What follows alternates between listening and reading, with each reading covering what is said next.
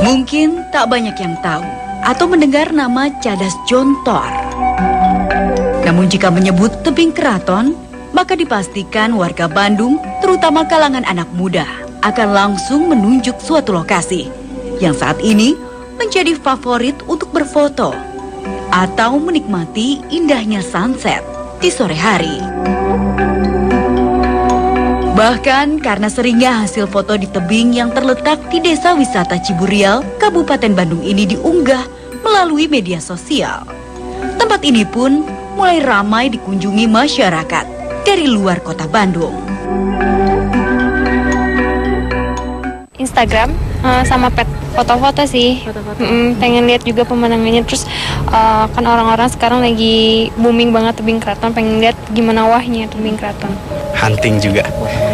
Kebetulan domain dengan demen banget foto-foto. Mau lihat pemandangan.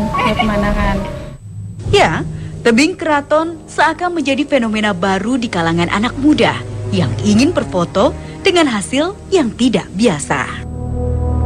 Posisi tebing yang curam, namun menyisakan beberapa buah batu besar yang menonjol sebagai tempat pijakan, memungkinkan foto yang dihasilkan menjadi sangat berbeda dengan lembah berbukit-bukit di bagian bawah sebagai latar belakangnya. Untuk berfoto di sini memang dibutuhkan nyali yang cukup besar, apalagi jika kita takut akan ketinggian. Namun hal itu tidak menyurutkan niat anak-anak muda untuk tetap datang, meski hanya sekedar merasakan dinginnya udara di kawasan ini.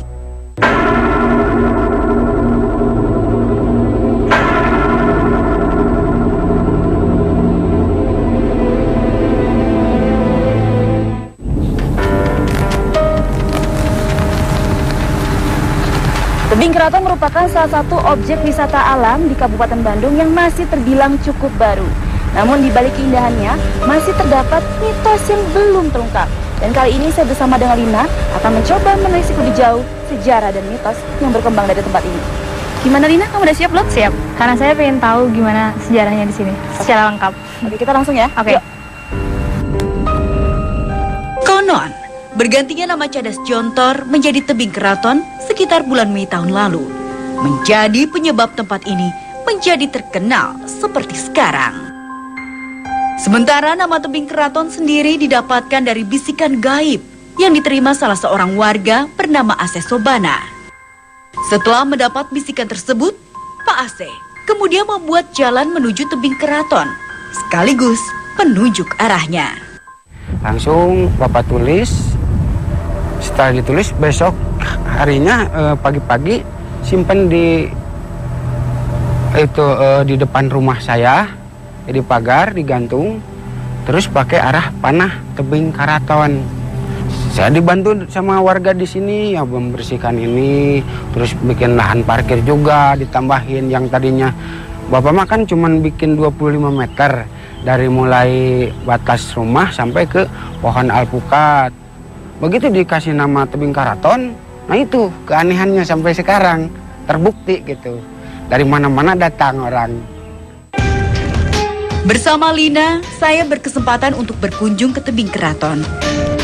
Agar mendapatkan informasi yang lebih jelas, saya menjumpai Pak Ridwan yang berkenan untuk menemani berkeliling tempat ini. Assalamualaikum, halo Kang, selamat siang. Saya Nisha dari Dua Dunia Trans 7. Wah Kang, di sini cukup indah sekali ya pemandangan dari tebing keraton ini ya Kang ya.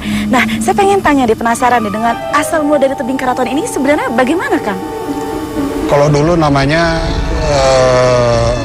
orang sekitar menyebutnya Cadas Gedogan. Gedogan itu kandang kuda. Ya setelah lama di zaman yang sekarang dengan media sosial, dengan gadget, orang memposting foto di media sosial, kemudian menjadi tersebar sangat luas dan akhirnya menjadi sangat populer. Kang, mendengar dengan cerita masyarakat, katanya ada yang menyebutkan bahwa di sini mitosnya tuh ada suatu kerajaan kayak gitu ya? Ya namanya mitos ya, mitologi pasti hanya cerita yang beredar di reka-reka oleh masyarakat. Saya juga dengar cerita seperti itu. Jadi konon di bawah tebing ini ada satu kerajaan makhluk halus. bagian ujung tebing ini yang disebut dengan nama Cadas Gadogan atau Cadas Gedogan itu merupakan kompleks kandang kuda kendaraan dari kerajaan makhluk halus itu.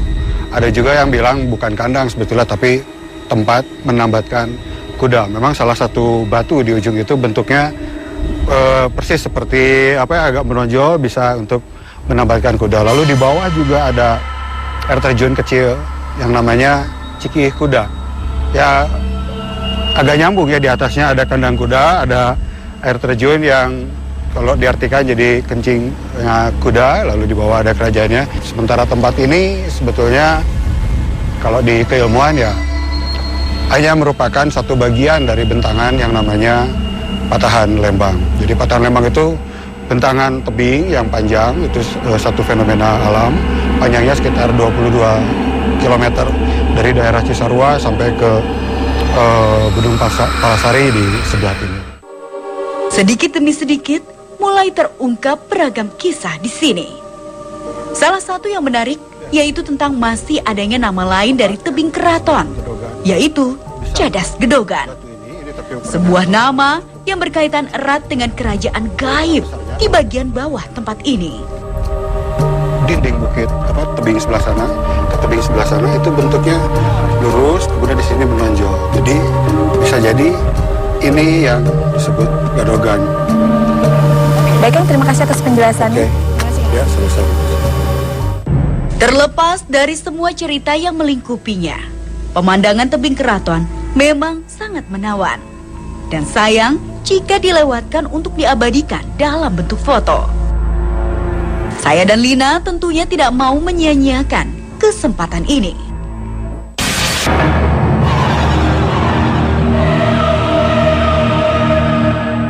Nah, pemirsa, sekarang saya bersama Kang Ridwan dan Lina sudah berada. Suhu dingin yang merasuk badan tidak melunturkan tekad kami untuk menelisik lebih jauh aura dimensi lain yang ingin kami rasakan di tempat ini. Di sini adalah kawasan yang sangat nyaman untuk kaum yang goib gitu ya. Akan tetapi kalau makhluk yang bisa berinteraksi dengan manusia mungkin lebih ke arah dominan ke arah sana ya. Ke arah sana dan nanti mungkin bisa dicoba seperti Bahkan itu. boleh saya coba dengan Lina? Boleh silakan. Di sebelah sana, coba ke sebelah sana sedikit ya. Nanti ada seperti di bawah sana ada miliaran. Bismillah. Al-Ijazahillah.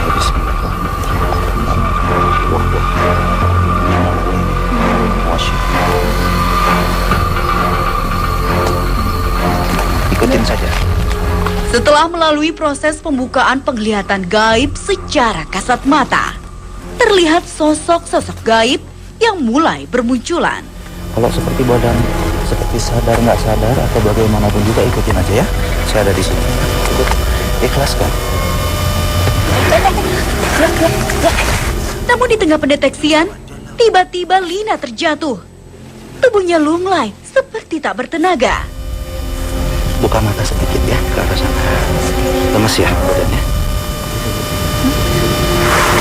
Mundur, takut mundur. Sepertinya ada sosok gaib yang akan mendekat. Kamu nggak apa-apa? Bayang putih. Ya, terus Ya. enggak, jangan ini. Kamu nggak apa-apa? Bayang putih gerak-gerak bentuk apa? Ya. Itu Asap, seperti- asap gitu ya? Mundur kalau merasa takut. Kalau dia mendekat,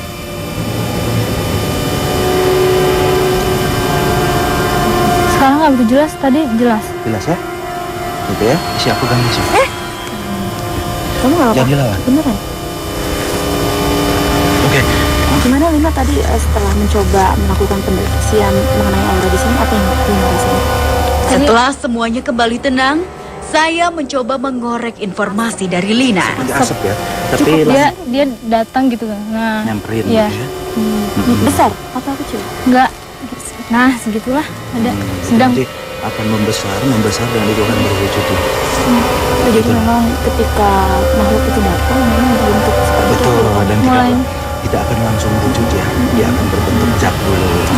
mulanya asap dulu Mulai gitu. asap. Bentar. Dia akan berwujud. Rasa penasaran saya seakan belum lengkap terjawab. Kini, kami mencoba melakukan mediumisasi. Mediator telah bersiap diri. Tak butuh waktu lama, laki-laki muda ini mulai bertingkah aneh. Sosok gaib telah menguasai raganya. Nunggu jaga di dia salangkung tarik. Namun informasi yang disampaikan terdengar kurang jelas. Wujud Anda ini seperti apa? Wujud nakin.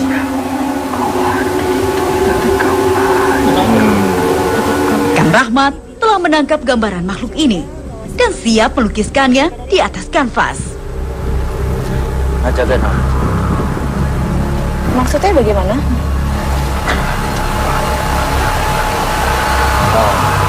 Anu niat jahat teh kumaha? Anu niat teu bener di dia teh kumaha maksudnya?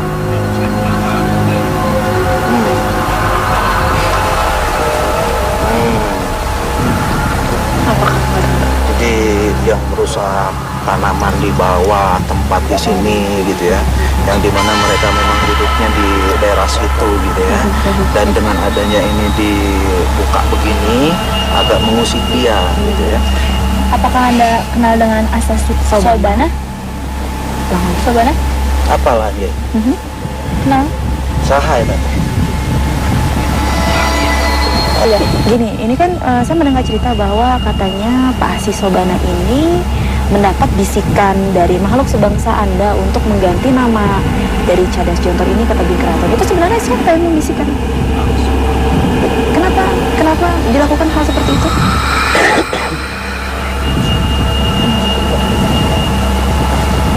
Jangan kumaha.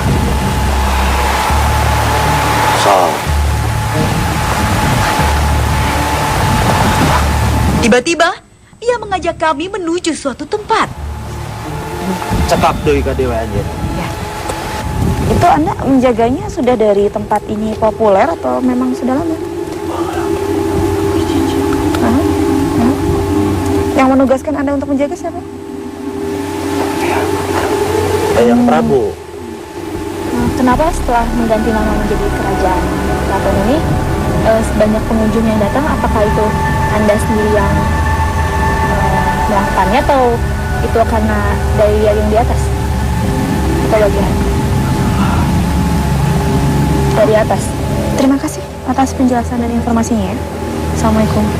Dirasa cukup, mediator kembali disadarkan.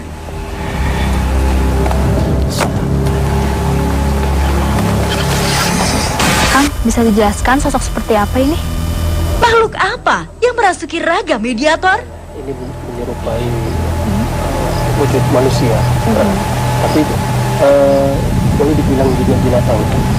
Dia posisinya tunduk di bawah gitu, di bawah dengan tangan yang dua tangan begini, dengan satu menyerupai manusia, satu lagi dia menyerupai kepiting gitu ya. Kalau digambarkan seperti itulah. Ya memang sebelah tangan sini agak seperti kayak capit ya Kang. Iya.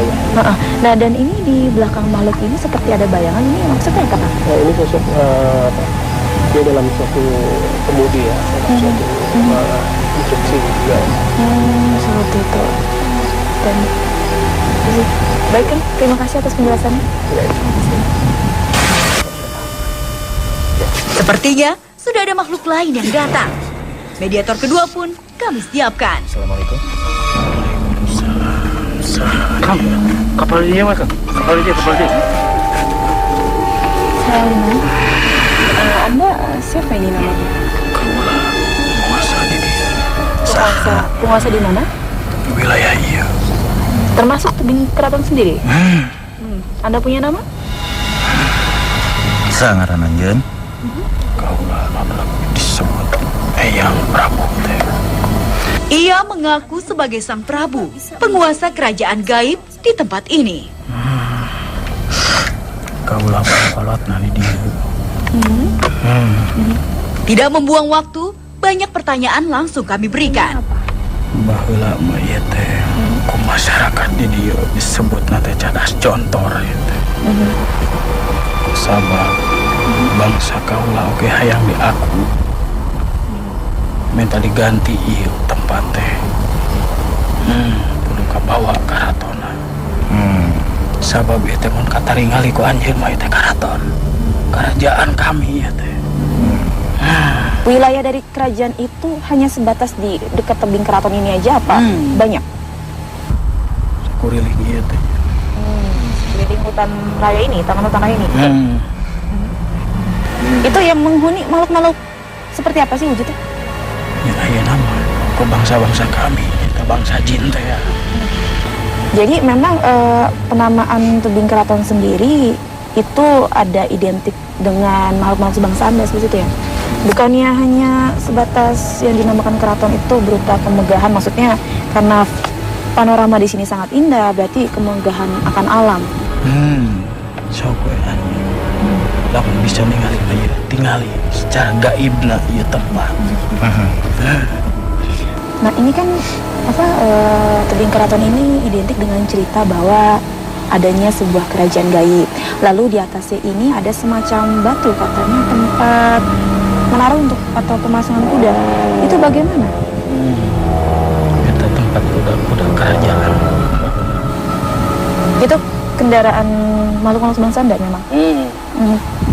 Oke, baik, terima kasih Eyang atas informasinya dan penjelasannya. Semoga bermanfaat juga buat orang-orang yang datang, bisa menjaga sopan santun juga di sini ya Eyang.